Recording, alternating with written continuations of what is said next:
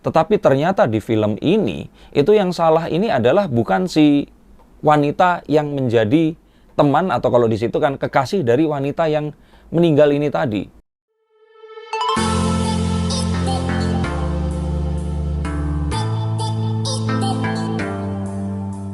Halo Science Seekers, kembali berjumpa bersama saya Denny Darko. Tidak ada yang namanya misteri, yang ada adalah tanda-tanda yang kita semua coba untuk mengerti. Beredar sebuah mini seri atau series di aplikasi TV berbayar yang berjudul Cyanida The Series. Dan nggak usah pakai lama saat cyanida itu muncul, orang pasti ingatnya ke kasus Mirna. Nah, karena kita mengingatnya Mirna kasus cyanida. Kita nggak pernah ingat kalau sebenarnya kasus besar terakhir cyanida itu sate cyanida, saat seseorang wanita cemburu terhadap seorang pria dan terus kemudian mencoba meracun, tapi akhirnya berakhir dimakan oleh ojek online yang harusnya mengantar itu. Orangnya menolak dan akhirnya dimakan, dan terus kemudian terjadilah hal yang tidak diinginkan itu tadi. Tapi orang nggak ingat dengan itu, yang diingat langsung Mirna dan Jessica. Dan walaupun kasus ini sudah terjadi 5 tahunan yang lalu, tetapi masih segar diingatan bagaimana kasus ini menghebohkan Indonesia. Dan saya tidak ingin bicara detail tentang itu, tetapi saat adanya sebuah IG story dari kakak Mirna Salihin atau Wayan Mirna Salihin ini tadi yang merupakan korban. Nah, kakaknya ini Made Sandi Salihin, seorang wanita juga, ini kembarannya, twin sister ini mengatakan beberapa hal yang mungkin bisa dilihat berikut ini.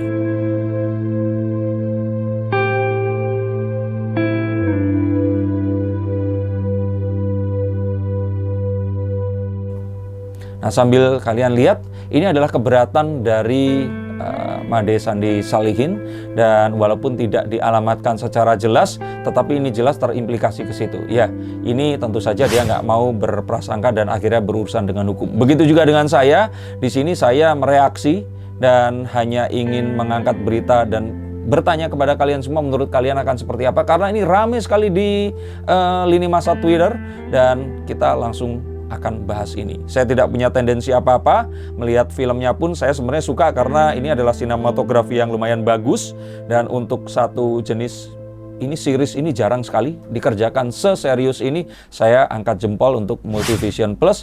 Nah, cuman memang akhirnya terjadi hal seperti ini, walaupun ini membuat saya juga akhirnya mengenal film ini. Tapi yuk kita lihat sama-sama sebenarnya apa sih yang terjadi. Tanpa ada satu tendensi dan prasangka terhadap siapapun, yuk kita lihat menggunakan kartu apa yang bisa kita lihat dari satu kasus ini. Yang pertama adalah ini itu tayang di sebuah aplikasi TV berbayar. Jadi di ponsel kalian bisa download ini WeTV. Ini juga bukan konten iklan. Jadi saya hanya menginformasikan dan mencoba untuk memberitakan, dan kalian mungkin bisa cari di situ. Dan ini adalah satu hal yang dibantah oleh pembuatnya ini, bahwa ini diadaptasi dari kasus Mirna. Tetapi ya, polemik terus kemudian timbul. Tapi ingin saya katakan, memang akhirnya secara hukum ya ini sah-sah saja. Karena tidak mencatut nama. Walaupun ini ternyata sama, tapi tetap samanya ini kan nggak bisa dibilang keseluruhannya sama. Karena seperti nama Denny itu, double N-nya jadi kurangin 1, itu sudah berbeda. Jadi kalau secara hukum, ini adalah sesuatu yang legal. Dan sesuatu yang memang ya sah-sah saja di mata hukum.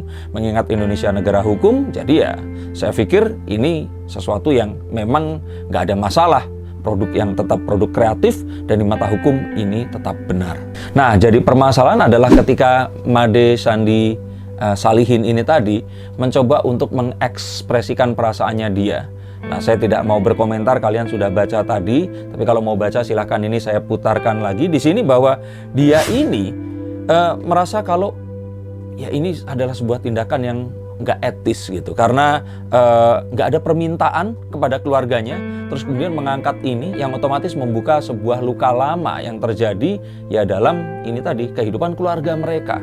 Saya tidak pernah sih ditinggal meninggal oleh saudara saya, dan saya pikir pasti berat untuk menjadi Made Sandi ini tadi dengan kejadian ini tadi. Jadi ya all the best untuk dia, dan semoga dikuatkan dengan ini semua. Kalau memang ternyata apa yang dirasakannya seperti yang dituliskan, tidak ada seorang pun saya pikir sih berharap untuk melakukan ini on purpose. Tetapi kalau memang ini terjadi, ya Saya ikut prihatin dan semoga dia akan bisa segera dealing with this situation. Dan apa yang terus kemudian dipermasalahkan di sini adalah saat ya pembuat film ini bantah mengadaptasi dari film, tetapi warganet ini melihat bahwa terlalu banyak kesamaan yang ada di sini. Jadi ada komentar dari warganet waktu meneguk kopi, terus dia memegang tenggorokan, walaupun aslinya mengipas mulut ya. Saya lihat lagi di konten Nesi Judge karena di situ yang paling komprehensif, nonton deh konten dari Nesi Judge yang keren itu.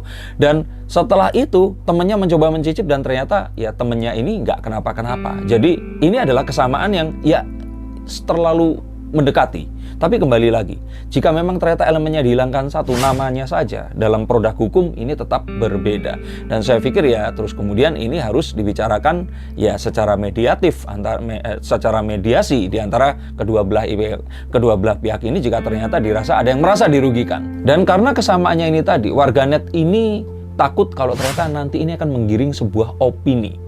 Opini apa? Nah, opini bahwa jangan-jangan aslinya juga seperti film ini gitu loh. Nah, ini yang ditakutkan.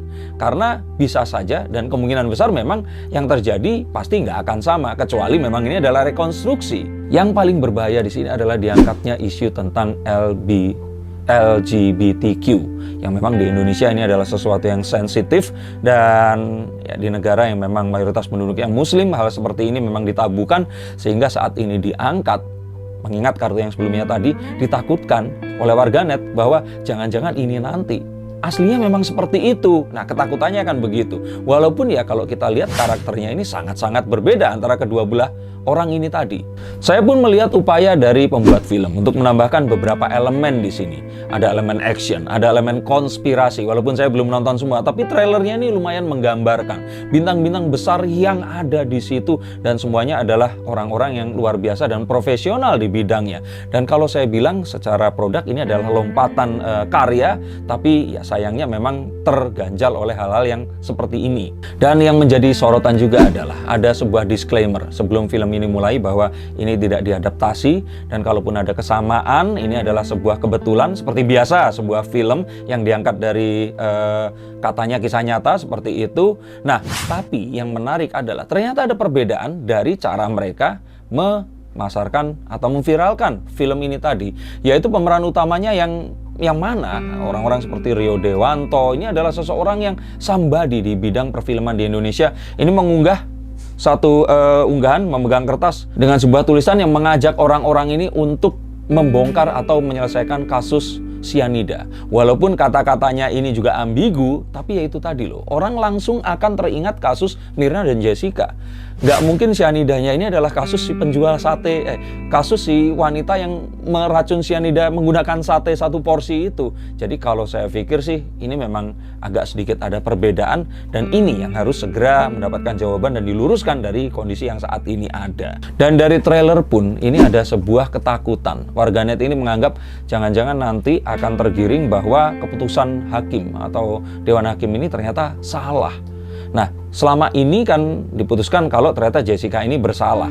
Tetapi ternyata di film ini, itu yang salah ini adalah bukan si wanita yang menjadi teman atau kalau di situ kan kekasih dari wanita yang meninggal ini tadi. Tapi yang kalau di trailer ini walaupun belum ke endingnya ya, tapi di trailer ini diimplikasikan bahwa bad guy atau orang jahatnya ini adalah Rio Dewanto atau yaitu tadi, atau suami dari si orang yang tokoh yang meninggal ini tadi. Nah, kalau seperti ini, terus mengingat fakta yang tadi itu, jangan-jangan aslinya juga seperti itu. Nah, ditakutkan oleh warganet, ini jangan-jangan nanti orang akan menuduh si suami dari Mirna ini tadi.